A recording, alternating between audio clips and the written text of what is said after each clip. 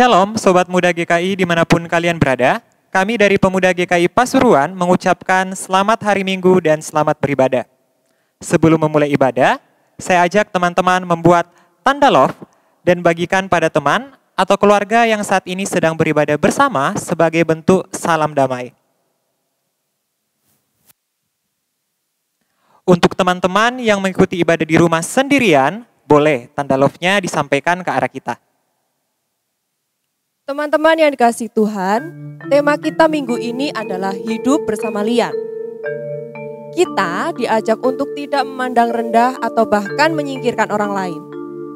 Karena Tuhan menginginkan kita untuk menjadi pelaku firman-Nya. Siapkan hati kita, mari kita menyambut tuntunannya, Tuhan kita yang Maha Kudus. Angkatlah hatimu pada Tuhan.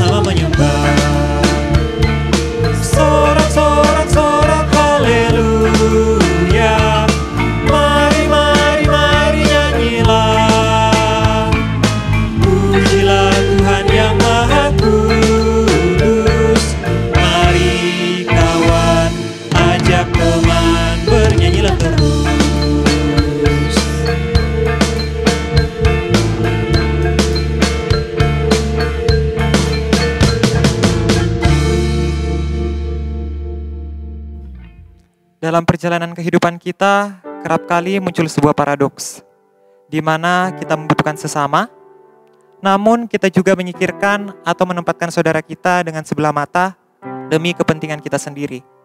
Dan bahkan kita seringkali abai terhadap Tuhan. Mari kita menghadap dan meminta ampun padanya. Mari kita berdoa. Ya Tuhan, ada begitu banyak pelanggaran yang kami perbuat dalam kehidupan kami. Kami selalu menempatkan diri menjadi yang terutama dalam kehidupan kami, menganggap yang lain tidak sama, dan terlebih lagi kami terjebak dalam kesenangan akan keegoisan diri kami ya Tuhan. Ampuni kami ya Tuhan, kami datang memohon ampun, biarlah terang-Mu membebaskan kami dari setiap celah keaiban kami. Amin. Teman-teman yang dikasihi Tuhan, hanya karena kasih yang sudah Tuhan berikan, kita dimampukan untuk terus hidup di dalamnya dan menerima anugerahnya. Berita anugerah kita hari ini diambil dari Efesus 2 ayat 17. Ia datang dan memberitakan damai sejahtera kepada kamu yang jauh dan damai sejahtera kepada mereka yang dekat. Kiranya damai sejahtera senantiasa ada bersama dengan kita, karena Tuhan kita yang senantiasa hadir dalam setiap masa gelap kita. Dari gunggungan duka kelam.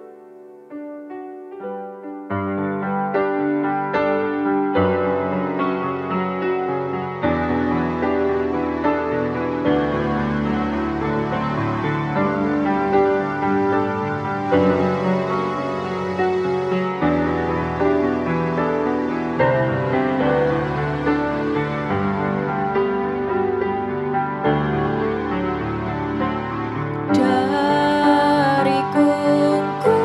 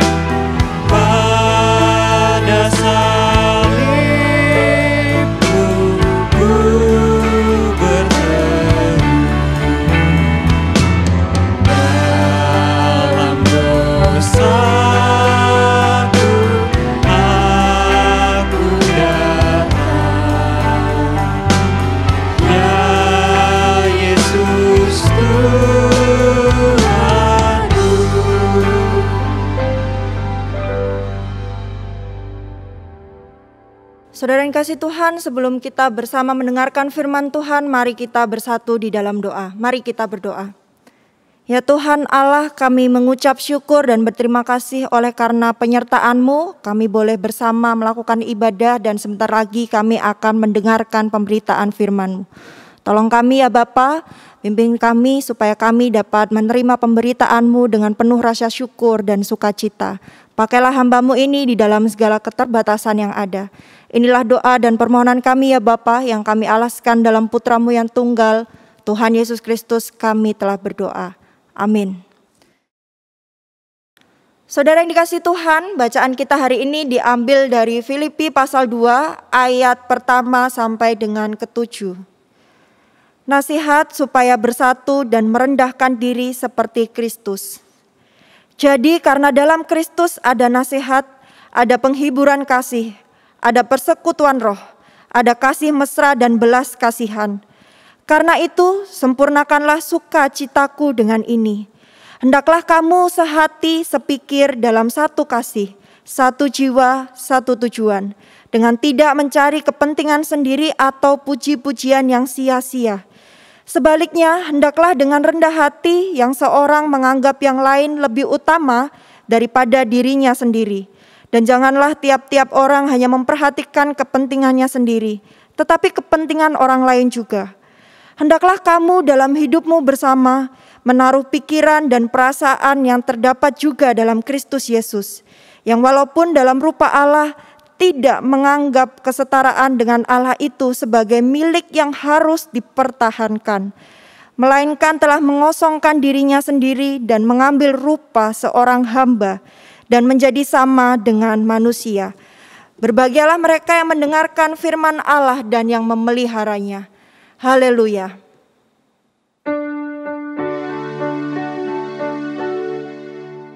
Haleluya. Haleluya.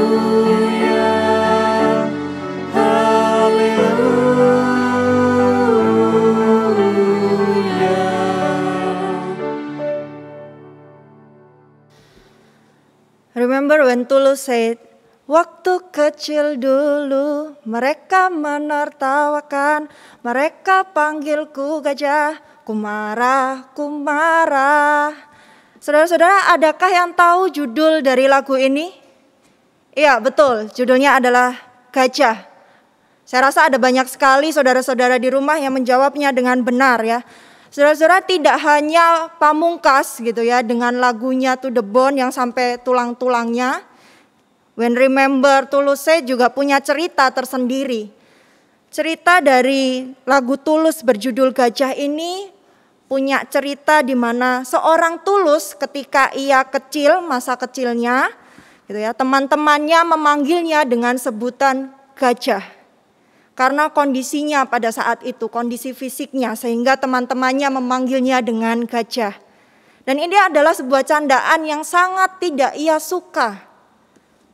Setidaknya saudara-saudara tidak ada orang yang suka untuk dikatakan atau dihina. Saya juga tidak pernah melihat atau mendengar seseorang mengatakan, tolong gitu ya, hina aku, hujat aku. Saya belum pernah bertemu begitu. Nah saudara-saudara, candaan-candaan kecil terhadap orang lain gitu ya, karena tidak memiliki fisik sesuai dengan standar masyarakat gitu ya. Masyarakat melihat bahwa oh, fisikmu ini tidak sesuai dengan kami, sehingga kami bisa melakukan suatu pembulian, sehingga kami bisa mengatakan kamu sebagai seseorang yang berbeda. Hal ini membuat kita tak jarang memberikan kritik, memberikan pendapat terhadap orang lain. Coba kamu kalau ketawa kira-kira kamu bisa lihat enggak ya? Soalnya kan matamu ini sipit sekali. Kok kamu terlihat sangat kurus ya? Kamu kayaknya kurang makan deh. Atau kok kamu terlihat sangat gendut ya? Enggak sehat loh. Yuk coba diet sama-sama. Kebiasaan kita dalam memberikan standar dan level tertentu pada seseorang berujung pada sebuah penilaian bahwa mereka ini berbeda. Kita harus akui ini adalah sebuah realita di dalam kehidupan kita gitu ya. Kita membuat dan menempatkan seseorang pada posisi sang lian atau bisa kita katakan yang lain, the other. Sebuah istilah yang pertama kali diciptakan oleh Emmanuel Levinas. Dia adalah seorang ahli filosofi dari Prancis. Menurutnya lian adalah sifat antara unggul atau lebih rendah. Itu ya. Dari kami. Kami di sini dalam artian adalah orang-orang atau masyarakat yang punya standar-standar khusus. Jadi kalau teman-teman gitu ya tidak ada di dalam standar yang dibuat oleh masyarakat, berarti teman-teman ada di dalam golongan sang lian. Adanya sekat-sekat yang kita buat gitu, membuat kita kerap kali menempatkan dan melihat orang lain sebagai sang lian, sebagai the other. Ia tidak masuk dalam golongan atau sekat-sekat yang kita buat ini. Dan ini juga sesuatu yang terjadi di dalam kehidupan masa kini. Inilah mengapa saudara di dalam bacaan kita hari ini gitu ya, terkhusus dalam Filipi pasal 2 ayat 1 sampai 7 yang kita baca, ini menjadi refleksi kita bersama bagaimana Paulus juga memberikan nasihatnya bagi jemaat-jemaat di Filipi untuk mereka ini mau peduli dengan kehidupan yang lain. Karena kita ini sedang hidup bersama lian. Yang menjadi tema kita pada minggu ini, ajakan untuk mau membangun kehidupan gitu ya, ajakan untuk mau hidup dengan sesama tanpa adanya pengkotak-kotakan. Karena kita sadar bahwa kita ini adalah manusia, kita ini adalah makhluk sosial yang tentunya kita membutuhkan sesama. Kalau kita menyingkirkan orang lain, kalau kita melihat orang lain sebagai orang yang berbeda dan tidak mau berelasi dengan dia gitu ya. Kita menempatkan seseorang dalam golongan sang lian, kita tidak punya rasa peduli. Lalu siapa yang mau menjadi teman bagi mereka? Lalu siapa yang mau mendengarkan mereka? Apa yang harus mereka lakukan dikala semua orang menolak mereka? Siapa yang dapat merangkul mereka? Perikop bacaan kita memperlihatkan bagaimana jemaat di Filipi harus hidup dengan sang lian. Ajakan untuk hidup dengan sang lian. Filipi sendiri ini adalah sebuah kota yang dibuat oleh orang Roma untuk menampung para veteran perang dan menampung orang-orang buangan atau orang-orang yang kalah dari perang. Gaya pemerintahannya ini meniru Roma gitu ya. Jadi karena dia kota yang dibuat oleh Roma, gaya pemerintahannya meniru Roma, penduduknya menganggap diri mereka sebagai orang Roma. Dan mereka membanggakan hak-hak atau lembaga-lembaga bangsa Roma. Di tengah kehidupan masyarakat Filipi inilah gitu ya berkembang pemahaman atau gaya hidup yang menekankan tentang kemuliaan dan kehormatan seseorang yang didapatkan melalui status atau kedudukan dari karir dan hidup bermasyarakat. Jadi kalau status sosial saudara ini tinggi, maka saudara akan dihormati. Tapi kalau status saudara ini rendah begitu ya, saudara statusnya rendah, jangan pernah harap saudara akan dihormati. Karena saudara punya status sosial yang rendah.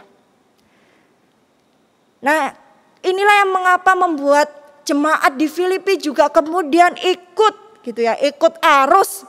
Mereka ikut untuk pingin ada di dalam kedudukan atau status sosial yang tinggi. Mereka mau untuk dihormati. Inilah yang membuat kemudian mereka akhirnya melupakan bahwa mereka ini juga punya saudara-saudara. Kepentingan diri sendiri menjadi sesuatu yang begitu lekat untuk mereka hidupi. Dibandingkan mereka harus mempedulikan orang lain.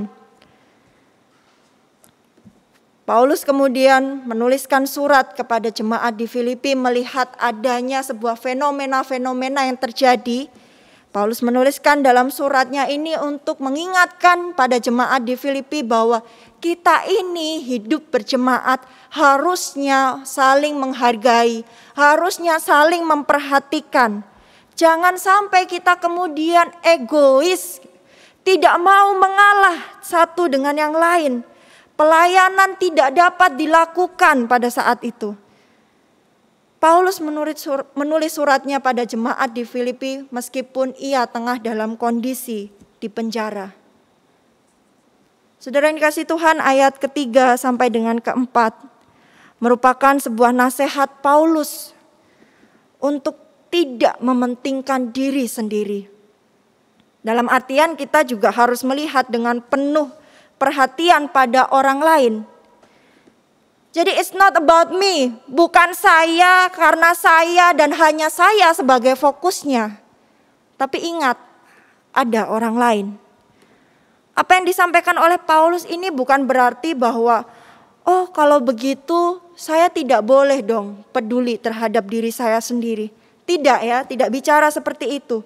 Tetapi jangan sampai hal-hal tersebut kemudian menjadikan diri kita ini sebagai prioritas. Yang kemudian kita mengesampingkan orang lain. Dan tentunya kita mengesampingkan saudara-saudara kita, orang-orang percaya. Jangan sampai hal itu terjadi. Ada banyak sekali saudara ruang untuk kita mementingkan diri sendiri di dalam kehidupan kita. Memprioritaskan diri, membuat diri menjadi yang paling utama, dorongan untuk menjadi yang paling utama. Yang terbaik kalau bisa. Ini seringkali terjadi di dalam kehidupan kita sekolah, di dalam kehidupan kita kuliah. Ada banyak sekali anak-anak muda yang mengatakan dalam kehidupan perkuliahan gitu ya. Kuliah ini susah sekali loh. Individualnya sangat tinggi. Cari teman itu susah sekali. Saya bisa mendapatkan banyak teman di semester pertama. Tetapi semakin lama semester saya bertambah begitu ya, semakin lama semester menjadi tua, teman-teman saya kok rasanya makin sedikit ya. Orang-orang kemudian mengatakan, oh biasa, itu hal biasa. Ini adalah sebuah realita di mana kalau semakin tinggi semestermu, temanmu semakin sedikit. Di dalam dunia pertemanan ini susah sekali untuk mencari teman. Kita sedang mengalami seleksi alam dalam dunia pertemanan. Belum lagi kalau kita harus mencari informasi, kita harus mencari materi-materi, mengerjakan tugas secara mandiri. Kemudian kita mulai berpikir mendapatkan materi, mendapatkan suatu informasi, keinginan untuk memprioritaskan diri muncul.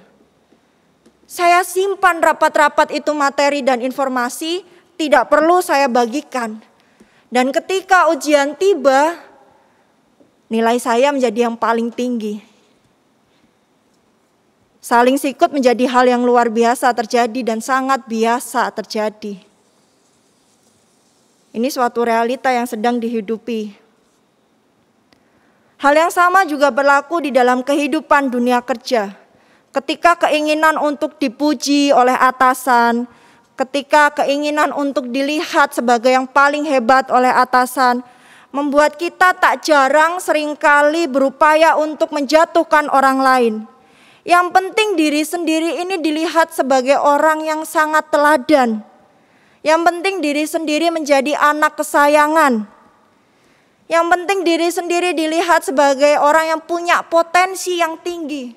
Syukur-syukur nanti kalau saya bisa dapat promosi. Beberapa lainnya ketika mencoba untuk membuka usaha, terkadang dijatuhkan oleh komentar-komentar dari orang terdekat. Mereka dianggap kamu tidak akan mampu untuk bersaing. Apalagi sampai sukses, gak mungkin bisa. Kamu itu tidak kompeten, tidak seperti kami. Kami orang-orang hebat, kami sudah punya banyak pengalaman. Lagi-lagi melihat diri sebagai yang terbaik menjadi suatu patokan. di mana kita menghadapi realita bahwa kualitas diri kita ini tak akan pernah lebih buruk dari orang lain. Kita ini yang terbaik lah pokoknya. Kita ini memang hidup di dunia yang keras. Pilihannya itu cuma 3, saudara-saudara.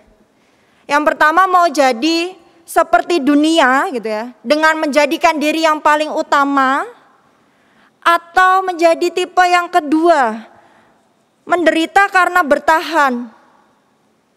Tidak mau sama seperti dunia, namun kemudian kita didebatkan dan dianggap sebagai bagian dari sang lian. Atau kita menjadi orang yang ketiga. Kita mau bingung. Mau pilih yang mana kita bingung. Mau pilih menjadi orang yang percaya pada dunia ini, mengikuti arus dunia, atau mau jadi orang yang kemudian bertahan dan dihadapkan dalam golongan sang lian. Kita bingung mau pilih yang mana. Maka dari itu saudara, ketika dunia ini begitu keras, ketika kita hidup dalam dunia yang keras, maka dunia perlu kasih. Supaya ada ruang-ruang penerimaan bagi mereka yang dianggap lian, bagi mereka yang dianggap sebagai the other. Jadi buatlah tempat peristirahatan untuk mereka ini bisa tinggal. Sehingga kehadiran sang lian ini bukanlah sebuah pemisah dengan dunia, tapi kita harus bersama menyadari bahwa ini adalah sebuah kehidupan. Kita ini sama. Kita ada di dalam dunia yang penuh kasih. Pesan Paulus bagi jemaat Filipi dalam ayat 2 mengingatkan kita tentang hidup bersama dengan sehati sepikir. Dalam satu kasih, satu jiwa, dan satu tujuan. Sehati sepikir yang berarti pemahaman, pemikiran, atau tujuan yang sama. Dengan pemahaman, pemikiran, dan tujuan yang sama, jemaat Filipi diminta untuk tidak bergerak sendiri-sendiri. Tidak bergerak dengan sesuka hati mereka.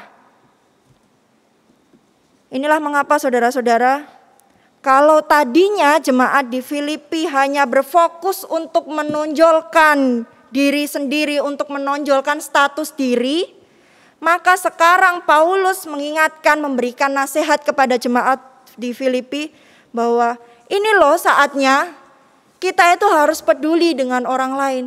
Jangan egois. Peduli dengan kondisi yang terjadi. Jangan cuman kita menikmati kehidupan kita sendiri. Ketika orang mengatakan hiduplah sesukamu, pilihan hidup ada di tanganmu. Ya betul, tapi perlu diingat bahwa hidup sesukamu bukan berarti kita kemudian bertindak sesuka hati kita terhadap orang lain. Melihat kehidupan jemaat Filipi yang digambarkan tadi, Paulus tidak hanya mengajak kita, saudara-saudara, jemaatnya pada masa kini gitu ya, untuk peduli dengan yang lain. Kita sebagai pembaca diajak juga untuk peduli, tidak hanya jemaat masa kini saja, tapi juga nantinya kita juga harus mengajarkan kepada orang lain, kepada keturunan-keturunan kita, bahwa kita itu harus peduli dengan orang lain. Paulus juga mengajarkan kita untuk bagaimana kita mau meneladani Yesus. Yesus yang mau untuk mengambil rupa sang lian di dalam kehidupannya. Bahkan Yesus, mau turun, mau setara dengan manusia gitu ya. Dia mau menjadi manusia, mengalami berbagai macam penderitaan dan kemudian harus mati di kayu salib. Kita ingat bersama saudara bahwa kayu salib, kematian di kayu salib adalah sebuah hukuman yang ditujukan kepada orang-orang yang jahat, kepada para pemberontak, kepada para kriminal. Yesus mau untuk menjadi golongan dari sang lian. Yesus mau untuk tidak diterima oleh masyarakat. Dan pada akhirnya kita mengetahui bersama bahwa Yesus mengambil rupa sang lian untuk kebaikan bersama. Dan itulah panggilan hidup kita bersama, yaitu hidup bersama Lian. Memakai status dan kedudukan untuk kebaikan bersama, bukan malah menjadikan diri sebagai yang paling utama. Paulus sendiri juga memberikan gambaran tentang cara nyata untuk menjadi berkat dalam hidup bersama Sang Lian. Kalau kita lihat dalam ayat 7, Yesus dikatakan bahwa Yesus telah mengosongkan diri atau kenosis. Mengosongkan diri dalam artian bukan berarti mengurangi gitu ya, atau bahkan sampai habis-habisan kita punya apa, kita berikan kepada orang lain gitu ya, kita berikan kepada sesama, bukan. Tapi kenosis ini bicara tentang bagaimana kita juga mau untuk menambahkan pada diri kita apa yang semula tidak ada. Supaya apa? Supaya keberadaan kita ini semakin mendatangkan kebaikan bagi sesama. Dalam pengosongan diri Yesus terjadi dua hal, saudara-saudara. Yang pertama berbicara tentang melepaskan. Di mana Yesus mau melepaskan kesetaraannya dengan Allah dan mengosongkan diri, kemuliaannya, kekuasaannya, hak istimewa, keilahiannya. Yesus mau mengosongkan dirinya, melepaskan semuanya. Dan yang kedua, Yesus menambahkan. Yesus menambahkan dalam artian di mana Yesus menambahkan pada dirinya apa yang tidak dipunyai sebelumnya, yaitu rupa seorang hamba. Ia tidak sekedar menyamar dalam rupa hamba, tapi ia mau benar-benar menjadi hamba. Dalam artian Yesus mau menjadi hamba yang menderita di antara manusia. Doulos, seorang hamba yang menderita di antara manusia. Ia menambahkan suatu kualitas hidup untuk mendatangkan pelayanan bagi sesama. Jadi ketika Yesus berbicara tentang kenosis ini menggambarkan dirinya yang mengosongkan diri, namun juga berbicara tentang dirinya yang mau mengambil bagian di dalam kehidupan berupa-rupa seorang hamba.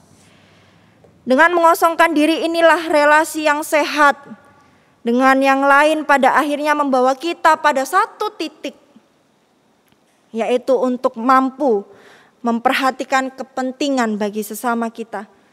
Jadi tidak hanya kita fokus untuk mencari pujian, namun mau dengan rendah hati kita mengutamakan sesama kita. Surat yang disampaikan oleh Paulus bagi jemaat Filipi berupa nasihat-nasihat ini tidak hanya saudara-saudara berlaku bagi kehidupan jemaat Filipi, namun juga tentunya jemaat masa kini. Ikut hadir dan merasakan menjadi bagian dari Sang Lian, agar kita mampu untuk memahami dan membantu mereka. Orang-orang yang berada atau ditempatkan dalam posisi Sang Lian yang lain, the other, tidak hanya diabaikan, tapi juga mereka kerap kali tidak diterima oleh orang-orang. Dan bahkan seringkali mereka ini rentan terhadap kekerasan. Dan disinilah saudara-saudara peran kita dipertanyakan. Apa yang mau kita lakukan di dalam kehidupan bersama Sang Lian ini? Apa yang bisa kita lakukan ketika kita melihat Sang Lian ada di dalam kehidupan kita? Saudara-saudara, kita diajak untuk tidak hanya berjalan dengan mereka, dengan Sang Lian, tapi kita diajak untuk memahami bagaimana cara kita untuk menempatkan kaki kita pada sepatu yang sama. Tidak hanya kita berjalan bersama, tapi juga kita menempatkan kaki kita pada sepatu mereka. Kita perlu memahami saudara-saudara bahwa kita ini adalah penjaga bagi saudara-saudara kita. Kita manusia sebagai makhluk sosial, hidup untuk saling berelasi, hidup untuk saling menjaga. Karena itu saudara-saudara, kita menyadari satu hal, bahwa sebenarnya saudara-saudara kita, orang-orang yang dianggap Sang Lian, the other, mereka juga punya gambar dan rupa Allah di dalam diri mereka. Mereka juga punya gambar dan rupa Allah yang juga turut mengambil bagian untuk hidup bersama dengan Lian. Hidup bersama Lian bukan hanya sekedar tema yang kita mau gaungkan saat ini. Namun juga ini adalah sesuatu yang harusnya kita hidupi. Mari bersama menjawab panggilan ini, saudara-saudara. Panggilan untuk hidup bersama lian. Kita mau memahami, merangkul, menerima, dan tentunya untuk menghidupinya. Amin.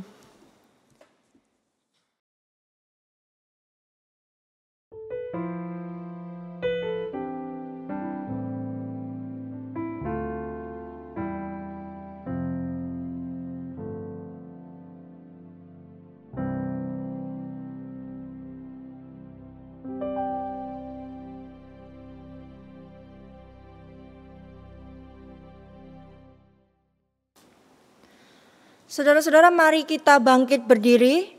Mari kita menyatakan pengakuan iman pada baptisan kita seturut pengakuan iman rasuli yang berbunyi, Aku percaya kepada Allah Bapa yang Maha Kuasa, Khalik langit dan bumi, dan kepada Yesus Kristus anaknya yang tunggal, Tuhan kita, yang dikandung dari Roh Kudus, lahir dari anak darah Maria, yang menderita sengsara di bawah pemerintahan Pontius Pilatus, disalibkan, mati dan dikuburkan, turun ke dalam kerajaan maut. Pada hari yang ketiga bangkit pula dari antara orang mati, naik ke sorga, duduk di sebelah kanan Allah, Bapa yang Maha Kuasa. Dan dari sana ia akan datang untuk menghakimi orang yang hidup dan yang mati. Aku percaya kepada Roh Kudus, gereja yang kudus dan am, persekutuan orang kudus, pengampunan dosa, kebangkitan orang mati, dan hidup yang kekal. Amin. Saudara-saudara, kini tiba saatnya kita untuk bersyafaat.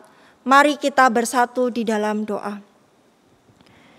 Ya Tuhan, ya Allah Bapa, di dalam kehidupan kami untuk terus mengenal Engkau, kami menyadari bahwa mungkin ada tindakan kami yang menempatkan saudara kami di dalam bagian menjadi sanglian. Untuk itu ya Bapa, ampunilah kami. Ajarkan kami senantiasa juga untuk memahami bahwa sanglian adalah bagian di dalam kehidupan kami. Adalah bagian di mana kami harus merangkul dan menjadi teman bagi mereka. Kami berdoa ya Bapa untuk setiap kami yang boleh senantiasa belajar akan firman-Mu dan mengenali bahwa kehidupan kami tidak hanya berbicara pada diri sendiri, namun juga peduli terhadap orang lain. Untuk itu ya Bapa, kami bersama mau berdoa untuk bangsa dan negara ini. Di dalam kondisi yang serba terbatas dan dibatasi ini, kami percaya ya Bapa bahwa penyertaan-Mu tidak akan pernah habis di dalam kehidupan kami. Tolonglah kami ya Bapa di dalam kesehatan kami, supaya kami juga mau terus untuk tetap patuh di dalam kondisi saat ini. Kami mau menjaga setiap kehidupan yang ada. Kami juga berdoa ya Bapa untuk setiap saudara-saudari kami yang sakit. Tolong Bapa senantiasa dampingi di dalam kesehatan mereka, di dalam upaya untuk berangsung pulih. Bapa senantiasa memberkati di dalam setiap orang yang boleh terlibat di dalam proses penyembuhan. Kami berdoa untuk setiap kami ya Bapa yang dalam proses pendidikan, kami yang harus belajar melalui media-media online. Kami tahu ada banyak sekali ketidaknyamanan yang tengah terjadi. Oleh sebab itu ya Bapa, mampukan kami supaya kami dapat terus belajar, dapat terus mengembangkan minat, bakat maupun segala hal yang menyangkut di dalam pendidikan kami.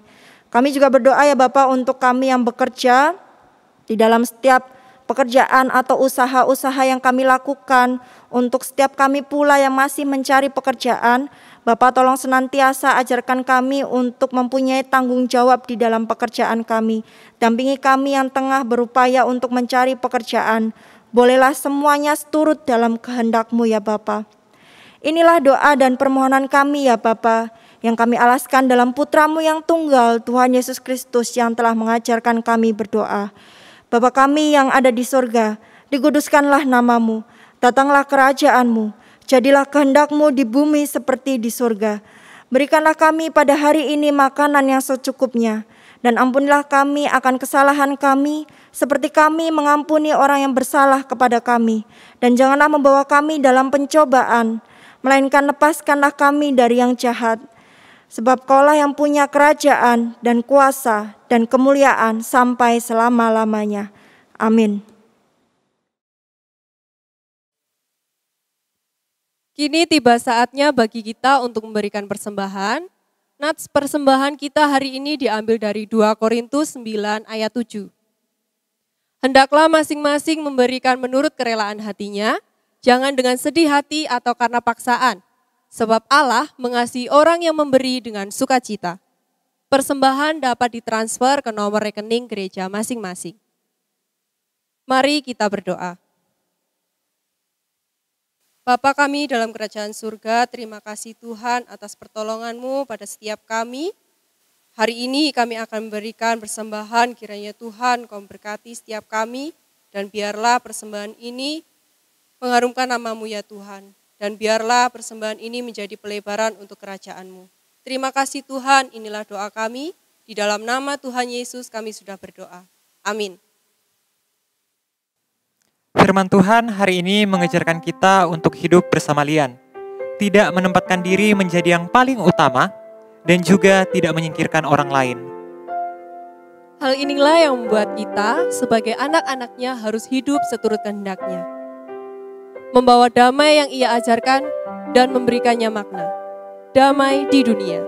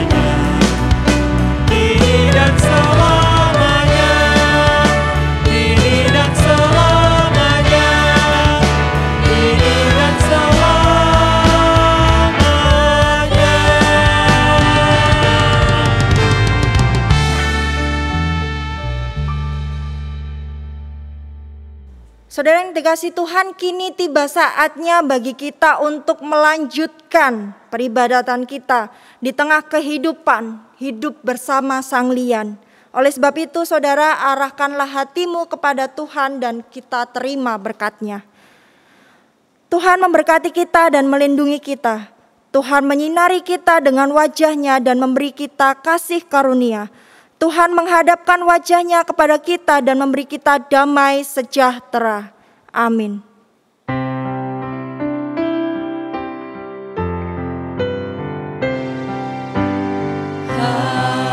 Haleluya, haleluya, haleluya,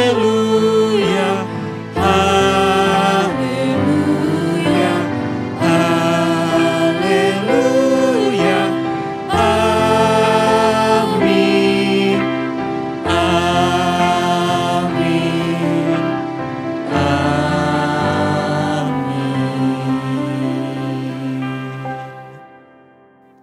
Kiranya kasih Tuhan senantiasa ada bersama kita. Tuhan memberkati kita semua dan sampai jumpa.